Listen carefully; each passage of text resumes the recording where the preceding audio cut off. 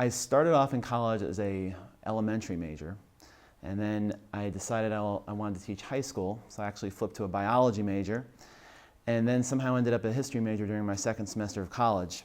I always had the teaching degree attached to whatever change my major was, but one of the reasons why I wanted to become a teacher, and especially with history, is because it's actually the one course in high school that I probably enjoyed the least. And it's the one class in high school that was probably the most boring, but I think there was the most potential for. And I really thought it could be done much differently than what I had experienced. And I was lucky enough to go to a college that put me into a classroom early enough and really supported a lot of my quirky, odd, progressive ideas. And instead of trying to kind of pull me back, kind of pushed me forward into experimenting and trying anything I could think of, any idea whatsoever. I was able to student teach in a school in which that was supported. A lot of times when student teachers go into another teacher's classroom, they're kind of forced to take on kind of the backup role of the teacher, do the same activities, have the same rules. And the cooperating teachers that I had really allowed me to, again, to just simply experiment. When I left college, or actually during my junior year of college, I was told that I was going to have a job teaching in New Haven, Connecticut. And the August before the job was supposed to start, it was eliminated. And so I called the office every single day for 4 weeks, and I got hired as an 8th grade social studies teacher at Jackie Robinson Middle School in New Haven, which was about as far from it was a very different environment than what I was used to. It was an all African American community. I had grown up in an all white community, and it was a real big culture shock. It really pushed me to once again keep experimenting and looking for new ways to do things. After 10 years in New Haven, I decided to make the switch, came to the suburbs, and landed at Moran Middle School. And also, again, I think lucky enough to land in a building in which experimenting and pushing forward rather than just doing the traditional sort of school teaching was encouraged. My principal here, Robert Sear, ever since I walked into the building, has been super about making sure that he knew, that I knew that he supported me in trying new things with the kids, in trying new technologies in the classroom, and doing different styles of grouping, different styles of activities, and it's been great. So, as a student teacher, and as a student, you said your ideas were quirky. How would you tell me more about quirky? Tell me more about quirky. What does that mean? Quirky. That's interesting. What I mean by quirky is that I think a lot of school teachers, a lot of people get into education because they enjoyed school. And what they end up reproducing is the classroom experience that they had because it worked well for them. And I think too often it ends up being that classroom experience where the more you can sit in your chair upright and listen to the teacher, the more you can memorize for a test, the more successful you are. And I think what quirky might refer to is that definitely didn't work for me. And I've tried to kind of just forget that experience, and I've been trying to kind of create my own experience for the kids. I think when they come in here, I now, after 20 years, tell them that this will probably be the most unique classroom that they've ever been in. It is not a classroom that encourages memorization of facts and regurgitating on a test just to forget a couple of days later. It is a class in which almost every single thing that we do is authentic. And what I mean by that is there's a real purpose for it somewhere in the world. Whether it's some type of collaboration with another class and we're putting together a project that we're going to then put out on the net for people to watch, or if it's something like the Library of Congress archive project, there's a real authentic purpose for that. And I think the kids really rise to the occasion and when they have responsibility, when they have power, when they have choice, and they're the ones making decisions. Glenn, will you fix his mic? Quirky. Did I use that word? Where do you see it? In his collar? Yeah, on his neck. Could let it up. Just tuck it. Yeah, that should work. You're sticking it to the man. so hard to say it politely without trashing everything. You what? I heard you whispering play. Okay. And do you want me to change the shot up any? Tighter or looser? Yeah. This will be a good chance, opportunity. It's got a good feel. It's a little tighter. Yeah. I am. Are you okay? I'm fine. I get lost in my thoughts then. I'm like, where did I go? I need a teleprompter. We edit that stuff out. You're going to be at your best. It'll be fun. I edit my podcast when I do podcasts. Yeah. So I never or Ah, yeah, we do that. Yeah.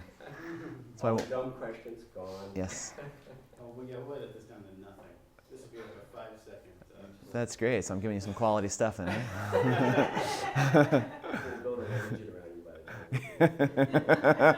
Oh, I got to use that line. That's awesome. That will forever be our final line. Yeah, we're ready.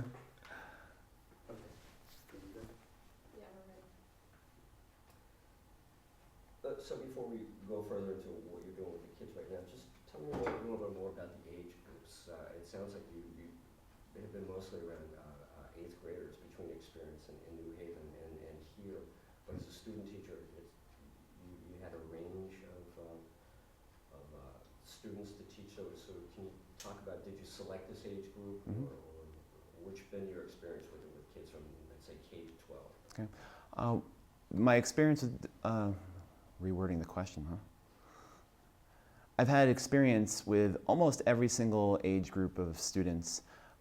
When I first started in college as an elementary ed major, one of the reasons why I picked my school is because they got us into the classroom right away first semester freshman year. And so I had a year's experience with elementary students, and it was more than just, I know a lot of colleges just sit you in the back of the room and you're supposed to watch. We were actually able to do a lot of activities with the students. We were given a segment of time, and a group of college students had to plan out activities for the kids, and we ran the class for a portion of the day, so that was kind of a unique experience. Then I student taught in high school, and I had planned on becoming a high school teacher. I had freshmen and juniors, and again, when I applied for the job, I thought I was going to be in New Haven. I thought I was going to be teaching high school students, and the middle school position just kind of opened up, and so I grabbed it. At that time, the job market was much worse than it is now, and you were lucky to have any kind of teaching job. So I assumed I would be teaching middle school for a year or two and then bump up to the high school level. Absolutely fell in love with it, and am probably pretty unique amongst teachers, because for the 19 years I've been teaching, every single one of them has been in 8th grade. And every single one of them has pretty much covered the same curriculum, and that's a very rare thing. Normally most teachers will shift grades. Even if you're a history teacher, you'll shift what parts of history you're teaching. So it's kind of a unique experience that I've had. I've really been able to focus and hone in on exactly what a 13, 14-year-old wants, does, and needs, and it's been a neat experience. So that brings us to technology. Well, it doesn't necessarily bring us to technology, but I want to bring technology into the conversation. And I want you to describe your experience with technology, but also the point you just made about the 20 years teaching the same curriculum to the same age group. Technology has invaded all of our lives in a lot of unforeseen ways, and it's worked its way into your curriculum in a very big way. So can you talk about your experience with technology, your awareness of technology, and how it's become part of your curriculum? Sure, I'm going to go with a kind of a path. If you don't like it, then I'll shift afterwards. I can remember when, I don't even know what year it was, our school was pretty early on that we got computers compared to the other schools. We had a small little computer lab in the library, and I think we'd worked on a grant, and I think we ended up with 25 computers or so.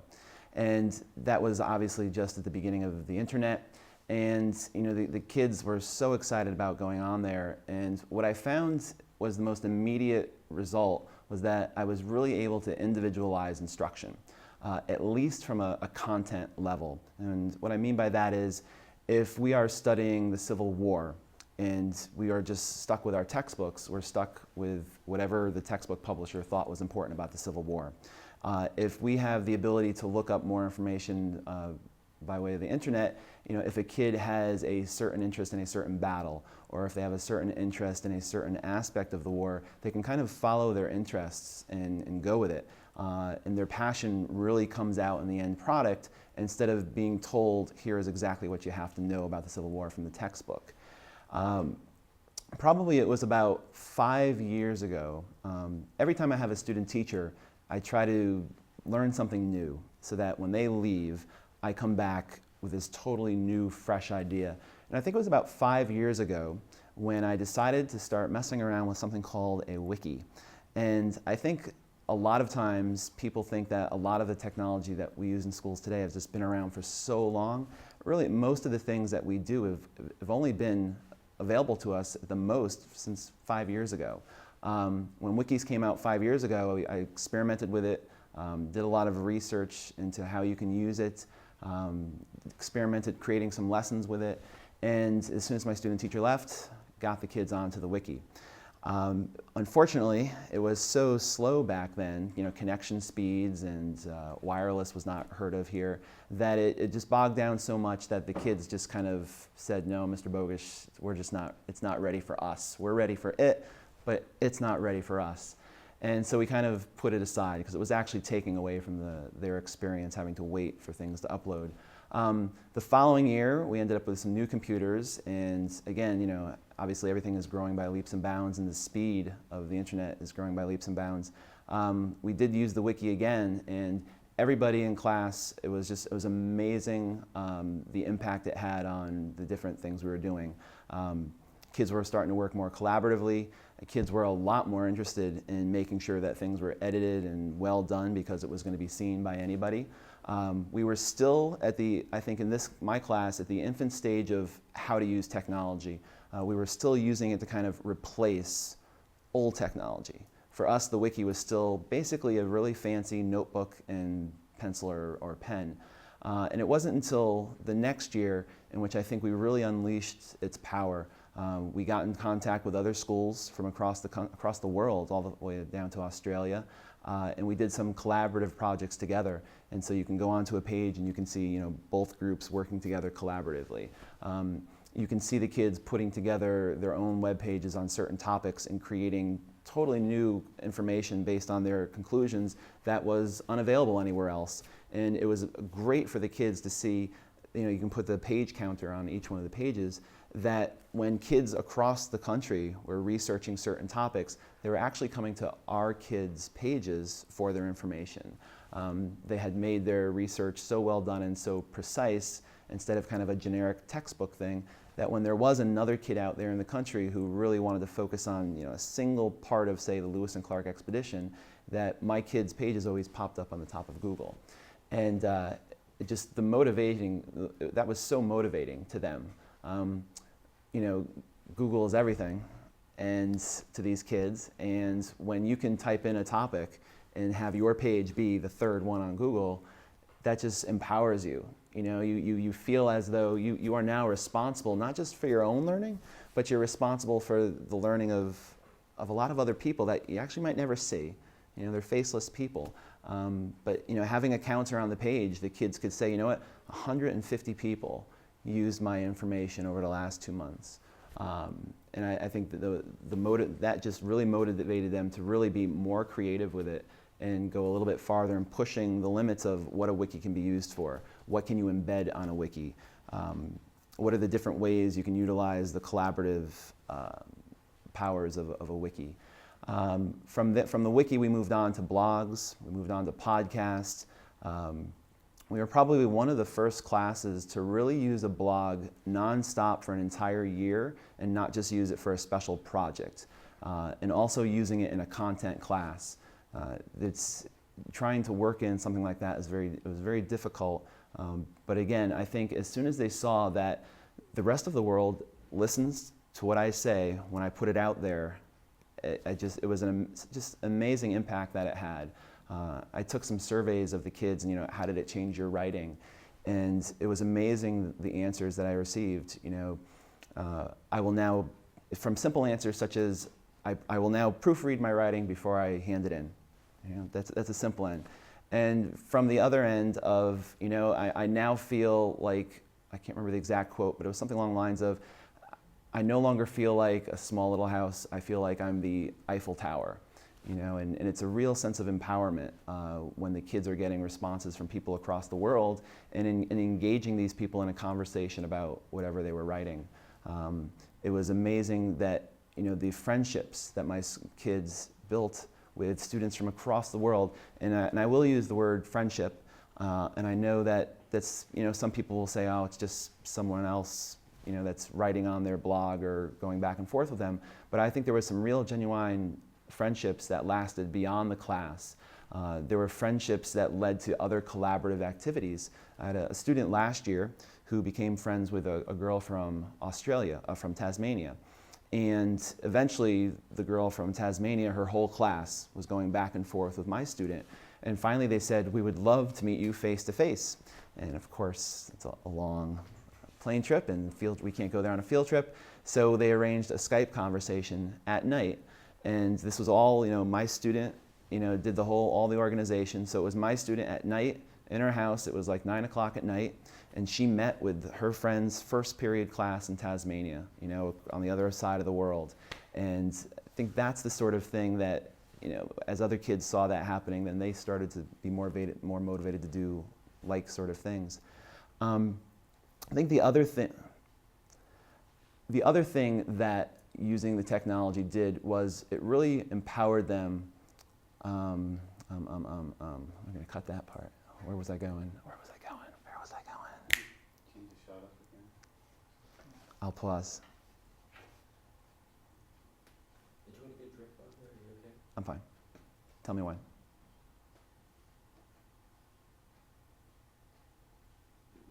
It's nice. There's some good things.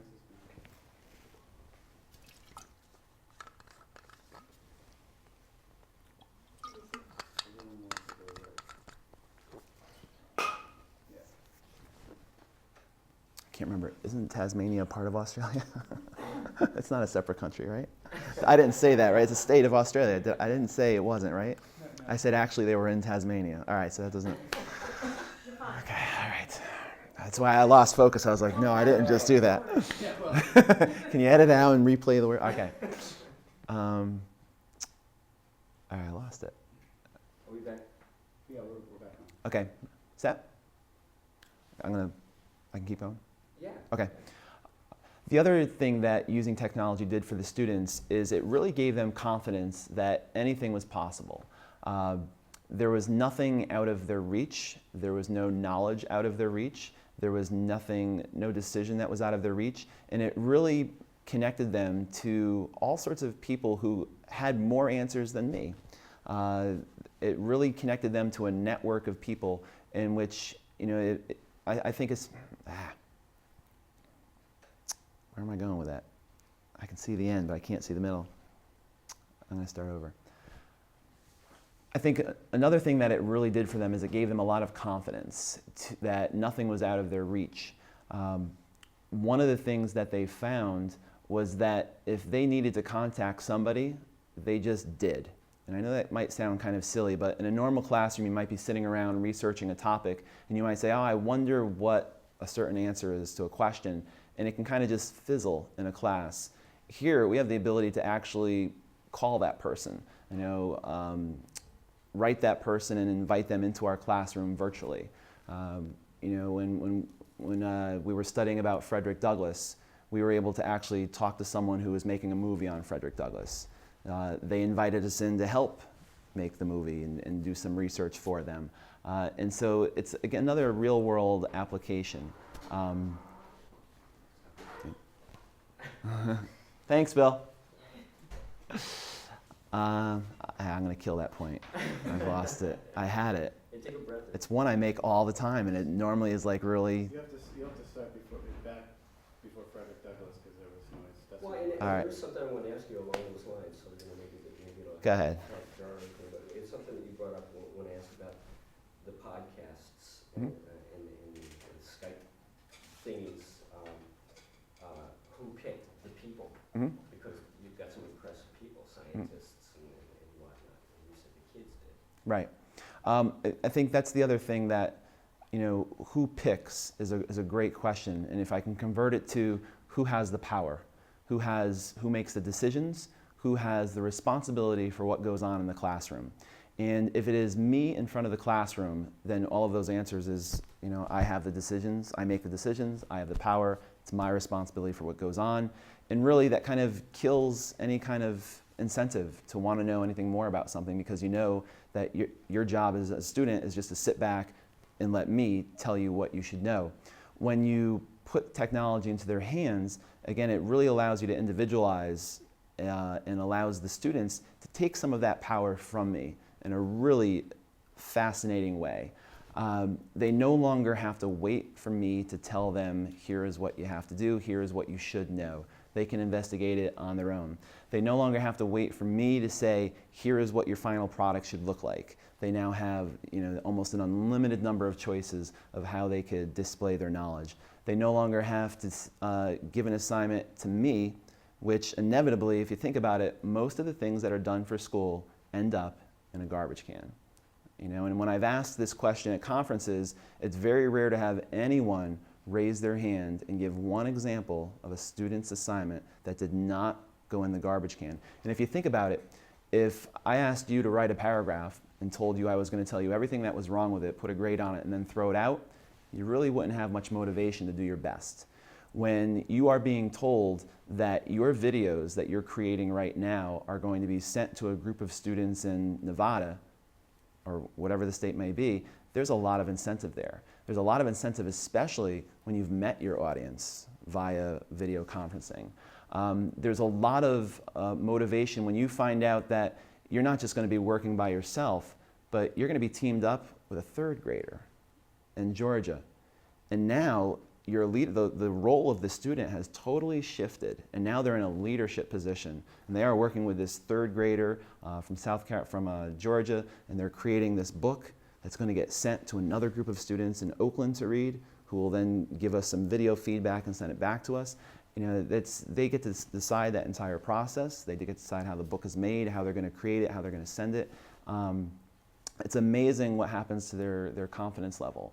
And it's amazing how I really think that, it might sound silly, but they can take on anything in their future and not just be a part of the future and be ready for the future, but create the future.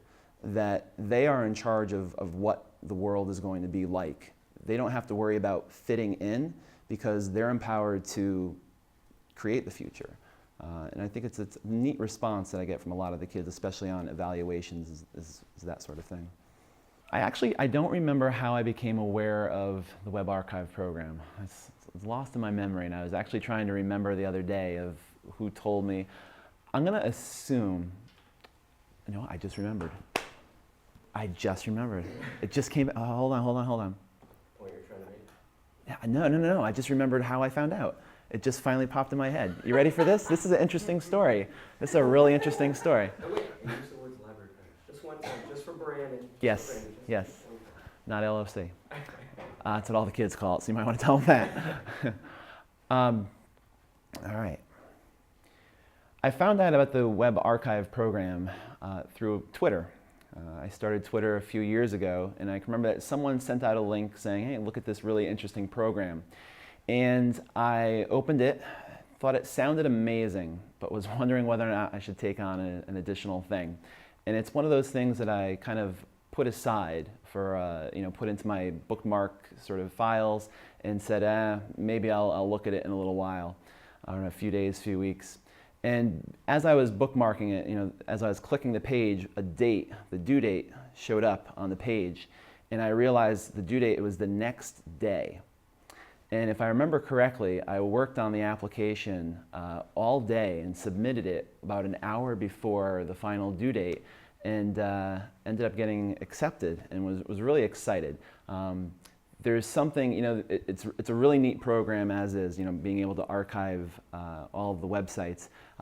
The other part that was neat, and I think the kids really enjoy, is that there's not a lot of people that are invited to do this. You kind of feel like you're in an exclusive group, and this group is essentially archiving these sites. They're almost, in a sense, I don't know if I can connect these two words, but creating history in a way.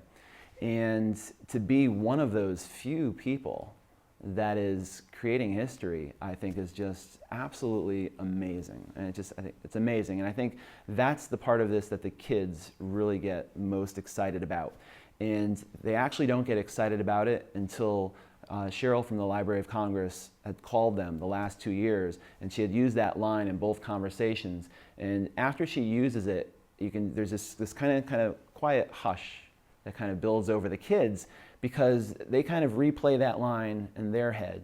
It's one thing to hear about it from your teacher, but from a person representing the Library of Congress, that really makes it real. That's the official stamp of approval that they are not now just kids that are involved in this other sort of project that's going to help someone in the future, but that it's really going to make an impact on the future.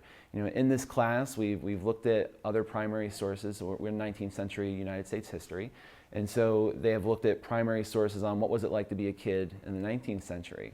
And when we follow up that conversation with Cheryl with a conversation that goes something along the lines of, you are the one who are choosing those documents that will represent what it was like to be a kid in the 21st century, I think the whole project kind of gets re-energized for them. They start looking at a lot of the things they're doing on the computer very differently. And in a way, they're becoming more of a day-to-day historian. I think also what it does is it makes them, this is a conversation that's come up with both groups, both years, they start looking at what they're doing in their life and what kind of record they're leaving behind. I don't think they've ever really thought before about how this generation will leave hardly any hard objects behind, as their diaries. People are blogging as diaries. That's all digital. There's no boxes of old photographs like there would have been underneath our grandmother's beds. And even my own kids, there will be maybe a bunch of discs if those are still around, but there's no hard copy. Everything that they're doing is their digital footprint is being washed away every year, just by these waves that keep coming as technology changes and changes. I know I have in my closet lots of big floppy disks, and that digital footprint, we're considering throwing them out, because we don't even have a machine that can run those anymore. So I think being a part of this archive project really gave them a sense of they have to do something to preserve who they are. And the you is not them as an individual, but them as a group, them as a generation, that they are basically, they are basically, well, where's it going?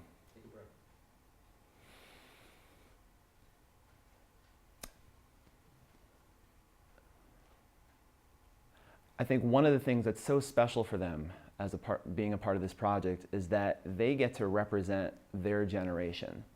And when you count up, we've counted up the schools and we've counted up the number of students who have been a part of this, and it's such a small percentage of students in their age group. And we often joke about how, if the alien comes down 60,000 years from now and everybody's gone from the earth and the only thing that's left intact is the basement of the Library of Congress where all this stuff is stored, the only thing they're going to know about your generation is from what you saved. And I think that is a mighty responsibility. And one of the things that I think they tried really hard to do is to choose websites that represented them on a day-to-day sort of basis. They didn't try to pick websites that would make them look smarter or make them look, make them look at older than they were. They didn't pick websites that they thought, oh, someone will find this funny.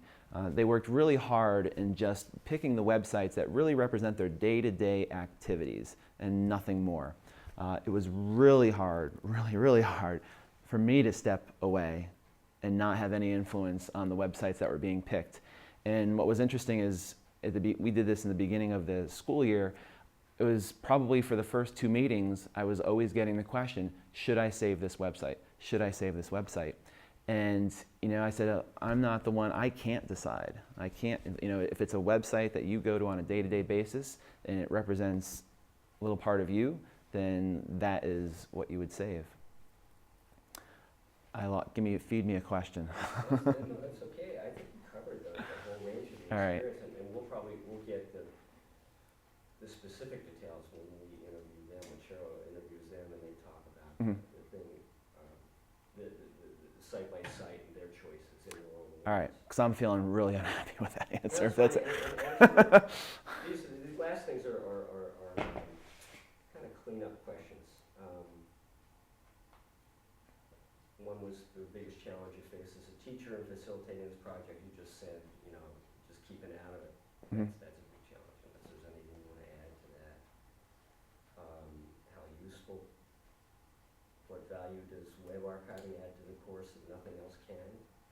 What the students took from it, how it affected their worldview, if it has. Mhm. Web archiving. What were the last two? What did the students take from it, and has it affected their worldview? If so, how? But I think you already covered that. What they took from it was, they're part of history, they're creating history. Mhm. I can go with another challenge. Another challenge? Challenge. From the students faced? For that challenge question, what was your greatest challenge? Describe the biggest challenge you faced as a teacher in facilitating this project. All right.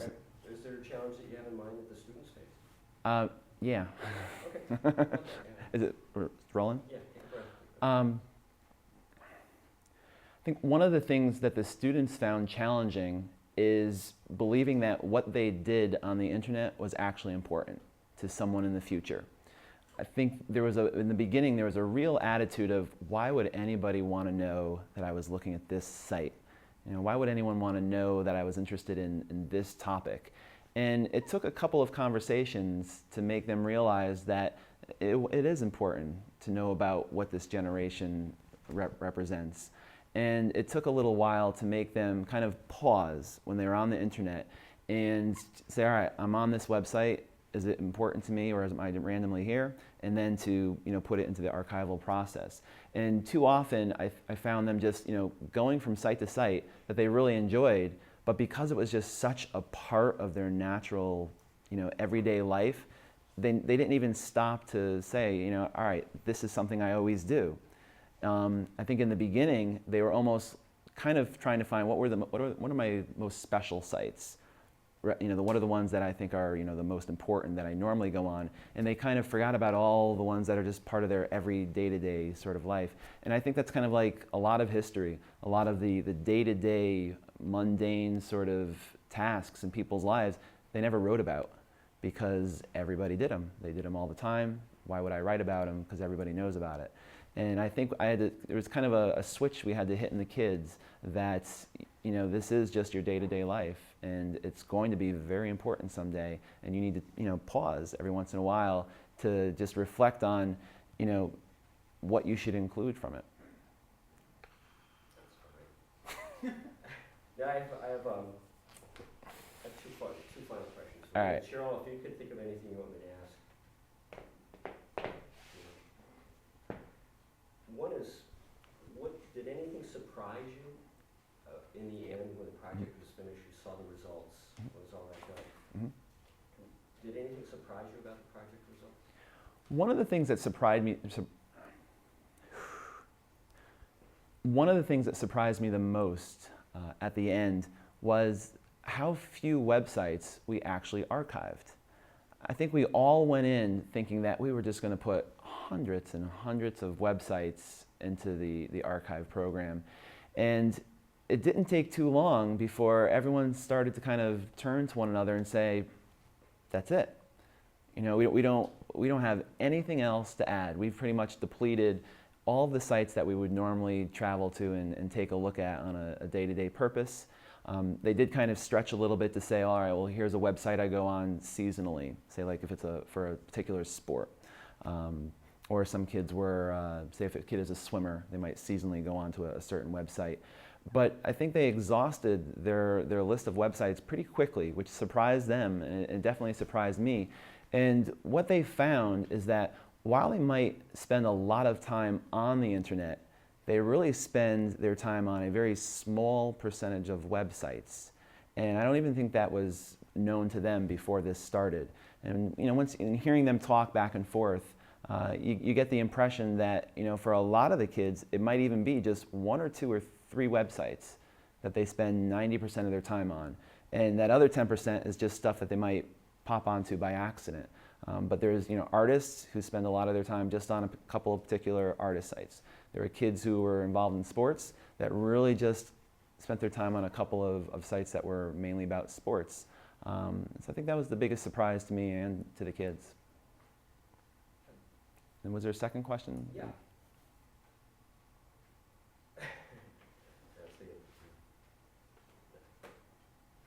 gonna get all silly, like what's your favorite color, or favorite flavor? But this is along those lines, it's like a Miss America question, but you signed up for the next round of web archiving, is that right? Just came out yesterday. I was at the Yankee game. I couldn't get it in yet. Which, if you know anything about the game, it was like the best game of my entire life. It was spectacular. Yeah, spectacular. Who they play? Bottom Red Sox. You can't beat a Yankee Red Sox game. Oh, yeah. Yeah. What was the score? It was 11-9, but they won at bottom of the 9th. Walk-off home run, 2 outs. Yeah. No name guy. You can't beat it. All right. But you're gonna do this again, right? Yeah, no, Depends how the interview goes. Yes, I'm actually.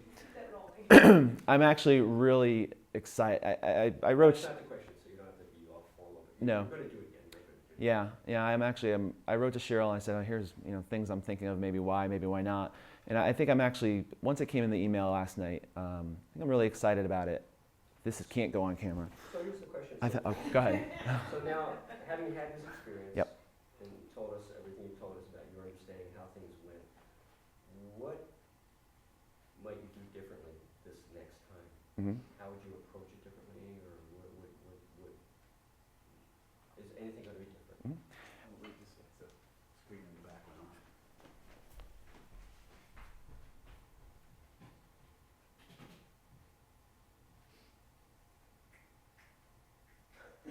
Is he coming back or?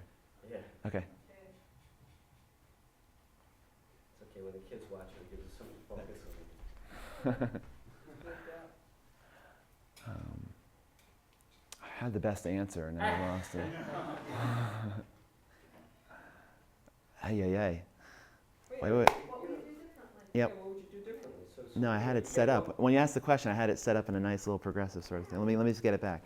Screw an intelligent answer. So it would be this fall. Would it be this fall or next spring? It would be for this fall. One of the things I would do.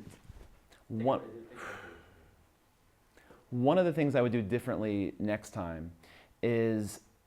Ay. Where was I going? Hold on, I'm not going to lose it. All right. One of the things I would do differently next time is I would definitely involve more kids throughout the different classes.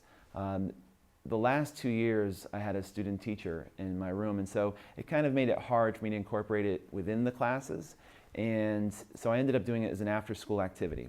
So it was approximately 25 kids both years from across all 4 classes, and most of the discussion about what we were discovering was kind of kept within that group. It didn't make it back into the classes. For those individual students, what they learned, that was able to work it back into their class groups or into their individual work. But the rest of the kids didn't really benefit from the work. I think one of the things I'm going to do differently next year is try to work it into more of a day-to-day sort of classroom activity, whether it's every Friday for a couple of months or whether it's a half a period, on a regular basis. But looking at what the kids got out of it and how they approach primary sources now, I think it's definitely something that I have to somehow work this in so that every kid gets a chance to do this. And even just from the angle of just the ownership that the kids feel now about their own history, I need that to get across all of my students. I need them all to feel like they are active historians, because out of everything that we do, there are a lot of authentic things that we do with, say, other kids, But this is one that, you know, the national government is respecting what they are deciding to do. You know, the government is going to archive their things in the Library of Congress. And, you know, if you work at the Library of Congress, those 3 little words might just become, you know, your place of employment. But for these kids, you know, the National Library is incredible. And it's amazing how they end up picking up on those words in different places in their life. You know, even today I had a kid come to me with a book, opened it up to the front, and said, look at this one. This one's in the Library of Congress, you know, even notice things as little as that. And being a part of this, I think, you know, for lack of better words, it makes them feel important. It makes them feel respected. It makes them feel like they have a real world responsibility that somebody else cares about. And it's definitely, if there's ever an assignment that's not just going to end up for the garbage can, it's this one. That's all I have. All right. I'm really intrigued by 2 phrases that you used in this, and I'd love it if you could expand just a little bit. Quirky? You said But for they the camera, you have to feel- look at me when you answer. Yeah, yeah. Okay. This is my talking. They feel like historians, and you said something about how the students participating in this project approach primary sources differently, and I'm Mhm. really interested to hear your reflections on that. Sure. I'm going to do the second one first, and then can you remind me of the first one? So how they approach primary sources differently. What's the first line? The students who participated in this project. Okay. Well, I think it's really Do you interesting make that up what you it know, is? you have them all in class, but they're not all in the same class. Mm-hmm. The students who participated, the students who were part of the all right, Right. yes. The students who were a part of the project, I think once they got involved, they really started to approach the primary sources that we use in class a little bit differently. They realize that someday in the future, whoever looks at these sources were picked by them. And each one of them brings a bias to what is going to be picked. Each one of them brings a passion to what was picked. They ignored certain sites and they made sure that others were included. They had debates amongst themselves. You know, this is definitely one that I want to include, and somebody else would, across the room, would say, oh, that's just a waste of time. Why would you bother including that? And I think one of the things they benefit from in looking at the primary sources in class is that they now realize that with every source that they use, there's a bias with that source. And there's a perspective that somebody had in either preserving it or in the writing of it. It's no longer can they just take a primary source and just take it at face value. They have to think a little bit more critically about, you know, who was the person that preserved this? You know, what was their bias? What was their passion? What was their love? What did they hate? Who were they fighting with? Who were they in love with? And how did those things come together to create this primary source? And I think that's a really important lesson, and it's not just important about dealing with sources from 200 years ago, it's also important for dealing with if you walk in for a job interview, you know, being able to ask those same questions about the person sitting across from you so that it offers you a better chance to connect with that person, a better chance to collaborate, a better chance to create with that person. There's a second one. So you're not historians? You said that this project made them feel like historians. Yeah.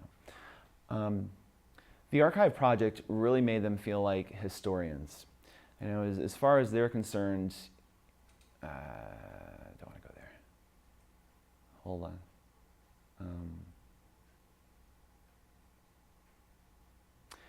This project really made them feel like historians. For the entire year, I'm always, you know, they're either picking sources to use for the research or I'm picking sources. And we go through the difference between a primary source and a secondary source and why a person would have chosen to save or preserve this one or why they would have chosen to write about that one.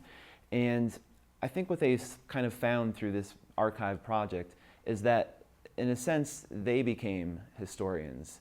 they were the ones who were deciding what sort of history from their age will be preserved.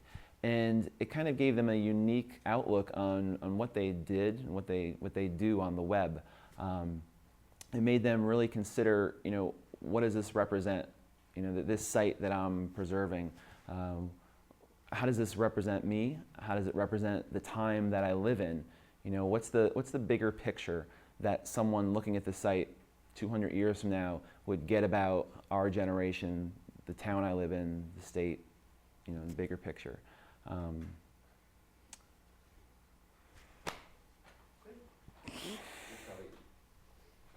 head is so wide. If I were in your position, my head would be empty by now. Empty of all thought. That's good, Paul, thanks. Is there anything you want to? Couple things. One is I want to just say his name and where he works into the camera, not into the camera, to Mike. We already did it in the beginning. We did it? Yeah, this is the very first thing we recorded. Okay, we'll do it one more time. Okay. I want to get a shot. Do a my name is? Yeah. My name is Paul Bogush, and I work at Moran Middle School, and I teach 8th grade social studies. You went to town in Wallingford? Oh, I forgot to do that, yeah. Yeah, we did one Yep. time, you went to town. My name is Paul Bogush, and I'm an 8th grade social studies. Now I'm going to get stuck on it. Social studies. My name is Paul Bogush, and I'm an 8th grade social studies teacher at Moran Middle School in Wallingford, Connecticut. Do you want to go into a little bit, any history of Paul and why he became? You daydreamed through that teacher? whole We did that. What we didn't do was your history with the project, which might be nice to get. But you mean his schooling? I mean, or what? you said how you first heard of it? Do you talk about why he became a teacher? Yeah. Yeah, because he hated school. I guess I was running around looking at. I didn't say that, though. You were whispering in Clay's ears through a lot of that. No, I Glad. get that, yeah. See, my answer made a big impression on you, huh? I look forward to seeing it. Just sort of the arc of your history with the project, you talked about how you became aware of it and sort of hastily applied and got accepted. Mhm. But if you could just talk about, year one, year two, looking forward. Sure. What's that? Year one, year two? Want me to just go? Oh, yeah, sure. I've been involved in the archive project for the last 2 years. During the first year, it was quite a challenge. Everything seemed confusing about preserving the sites. And then I had to somehow explain it to the kids. And we'd go through all the archival websites. Let me start over. Let me go somewhere else. Hold on.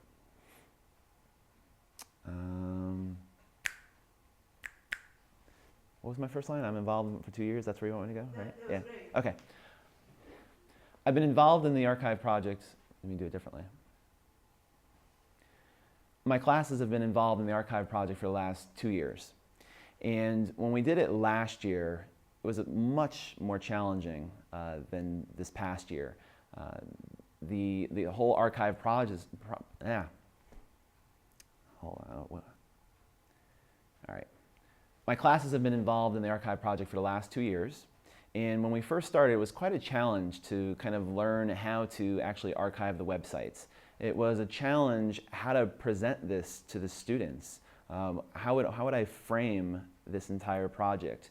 Because to them, tomorrow is the future. When you kind of introduce to them, you're going to be saving websites, and someday, thousands of years from now, somebody's going to, be able to look back at these and get a sense of who you are. That's something that doesn't really resonate with a 13 or 14-year-old who, again, they have no real good sense of future. And I had a lot of trouble, I think, in that first year, really framing the entire project until we had a Skype conversation with Cheryl, and she used the phrase, you are writing history, you are making history. And as soon as she said that, it gave me a much better context in which to kind of present this to the kids. That this wasn't just about saving websites. This was about preserving a piece of America's history. And I know this might not be up there with preserving the Declaration of Independence, But to those students that are involved in the project, it is just as important. And I think that's what a lot of adults looking at the websites might miss out. You know, I've had some adults in the building who have kind of walked down and kind of looked over their shoulders, say, you know, you're saving that website, or you're saving this web, why in the world would you want to preserve this one? And we kind of take our own baggage and place it upon the kids' decisions. And when I think we need to kind of remove all of that baggage and kind of just take a look at what the kids are choosing is important to them. It is just as important as whatever we think it should be. And the thing that I learned the most is to basically stay out of the way of the kids' decisions and be very careful about, when I frame the entire project to them, to not put them into a place where they are thinking twice about what they are saving and what they're not saving. To put them into a place where they're not thinking twice about, is this website important to somebody else? Because a lot of times when a kid is in class, they're always writing and answering for someone else. You know, will my teacher like this answer? It's never really for themselves. And I think the second year I was able to do a much better job of getting them in that place much quicker. Getting them in the place of, what I do is important. My decision is my own here, and I have a lot of responsibility to give an authentic decision and not make a decision based on what I think somebody else would want me to do.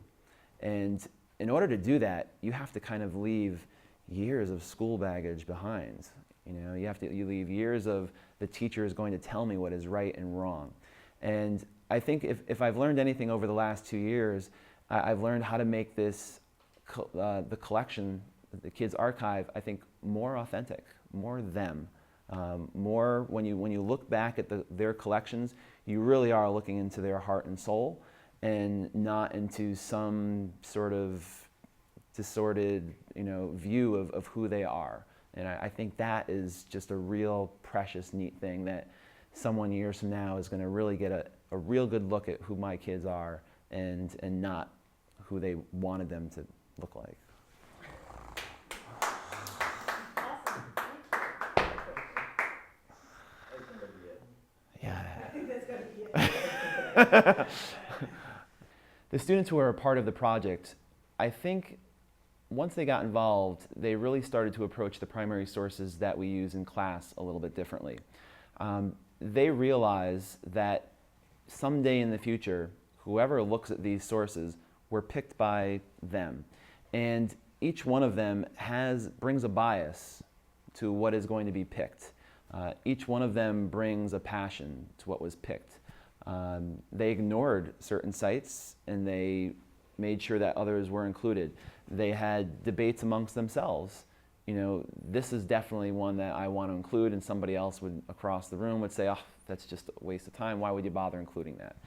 And I think one of the things they benefit from in looking at the primary sources in class is that they now realize that with every source that they use, there's a bias with that source.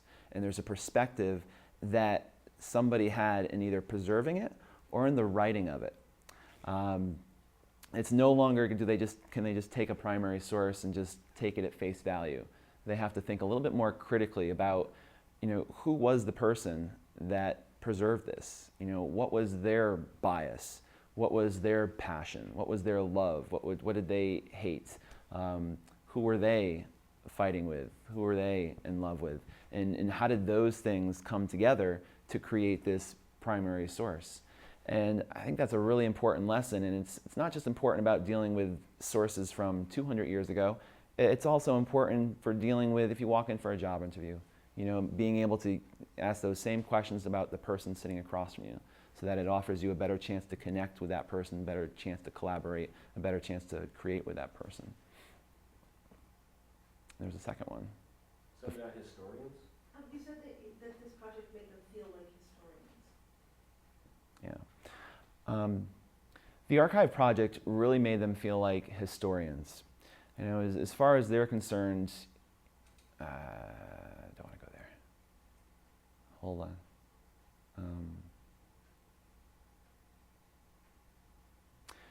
This project really made them feel like historians. For the entire year, I'm always, they're either picking sources to use for the research or I'm picking sources. And we go through the difference between a primary source and a secondary source and why a person would have chosen to save or preserve this one or why they would have chosen to write about that one. And I think what they kind of found through this archive project is that, in a sense, they became historians. They were the ones who were deciding what sort of history from their age will be preserved. And it kind of gave them a unique outlook on what they did and what they do on the web. It made them really consider, what does this represent? This site that I'm preserving. How does this represent me? How does it represent the time that I live in?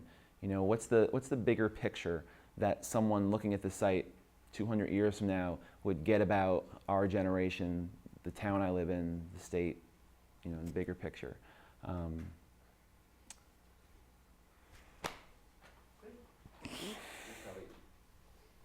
your head is too wide. If I were in your position, my head would be empty by now. Empty of all thought. That's good, Paul, thanks. Is there anything Just you want to? couple things. One is, I want to just say his name and where he works into the camera, not into the camera, to Mike. You already did it in the beginning. Did we do that? Yeah, this is the very first thing we recorded. Okay, we'll do it one more time. Okay. I want to get a this shot. Do a my name is? Yeah. My name is Paul Bogush, and I work at Moran Middle School, and I teach 8th grade social studies. You went to town in Wallingford? Oh, I forgot to do that, yeah. Okay, we'll do it one more Yep. time. You went to town. My name is Paul Bogush, and I'm an 8th grade social studies. Now I'm going to get stuck on it. Social studies. My name is Paul Bogush, and I'm an 8th grade social studies teacher at Moran Middle School in Wallingford, Connecticut. Do you want to go into a little bit, any history of Paul and why he became? You daydreamed through that Teacher. whole We did that. What we didn't do was your history with the project, which might be nice to get. But you mean his schooling? I mean, or what? you said how you first heard of it? Do you talk about why he became a teacher? Yeah. Yeah, because he hated school. I guess I was running around looking at. I didn't say that, though. You were whispering, I was you were focusing on whispering this. in Clay's ears Yeah. through a lot of that. Go ahead. Yeah, yeah. See, my answer made a big impression on you, huh? I look forward to seeing it. Just sort of the arc of your history with the project, you talked about how you became aware of it and sort of hastily applied and got accepted. Mhm. But if you could just talk about, year one, year two, looking forward. Sure. What's that? Year one, year two? Want me to just go? Oh, yeah, sure. I've been involved in the archive project for the last 2 years. During the first year, it was quite a challenge. Everything seemed confusing about preserving the sites. And then I had to somehow explain it to the kids. And we'd go through all the archival websites. Let me start over. Let me go somewhere else. Hold on.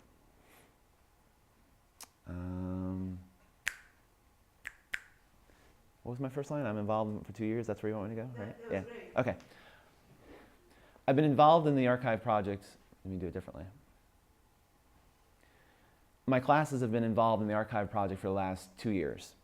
And when we did it last year, it was much more challenging than this past year. The whole archive project, hold on. All right. My classes have been involved in the archive project for the last 2 years. And when we first started, it was quite a challenge to kind of learn how to actually archive the websites. It was a challenge how to present this to the students. How would I frame this entire project? Because to them, tomorrow is the future. When you kind of introduce to them, you're going to be saving websites, and someday, thousands of years from now, somebody's going to, be able to look back at these and get a sense of who you are. That's something that doesn't really resonate with a 13 or 14-year-old who, again, they have no real good sense of future. And I had a lot of trouble, I think, in that first year, really framing the entire project, until we had a Skype conversation with Cheryl, and she used the phrase, you are writing history, you are making history. And as soon as she said that, it gave me a much better context in which to kind of present this to the kids. That this wasn't just about saving websites. This was about preserving a piece of America's history. And I know this might not be up there with preserving the Declaration of Independence, but to those students that are involved in the project, it is just as important. And I think that's what a lot of adults looking at the websites might miss out. I've had some adults in the building who have kind of walked down and kind of looked over their shoulders say, you're saving that website, or you're saving this web. Why in the world would you want to preserve this one? And we kind of take our own baggage and place it upon the kids' decisions. And when I think we need to kind of remove all of that baggage and kind of just take a look at what the kids are choosing is important to them. It is just as important as whatever we think it should be. And the thing that I learned the most is to basically stay out of the way of the kids' decisions and be very careful about, when I frame the entire project to them, to not put them into a place where they are thinking twice about what they are saving and what they're not saving. To put them into a place where they're not thinking twice about, is this website important to somebody else? Because a lot of times when a kid is in class, they're always writing and answering for someone else. Will my teacher like this answer? It's never really for themselves. And I think the second year, I was able to do a much better job of getting them in that place much quicker. Getting them in the place of, what I do is important. My decision is my own here, and I have a lot of responsibility to give an authentic decision and not make a decision based on what I think somebody else would want me to do. And in order to do that, you have to kind of leave years of school baggage behind. You leave years of, the teacher is going to tell me what is right and wrong. And I think if I've learned anything over the last 2 years, I've learned how to make this, the collection, the kids' archive, I think, more authentic, more them. More when you look back at their collections, you really are looking into their heart and soul, and not into some sort of distorted, view of who they are. And I think that is just a real precious, neat thing that someone years from now is going to really get a real good look at who my kids are, and not who they wanted them to look like.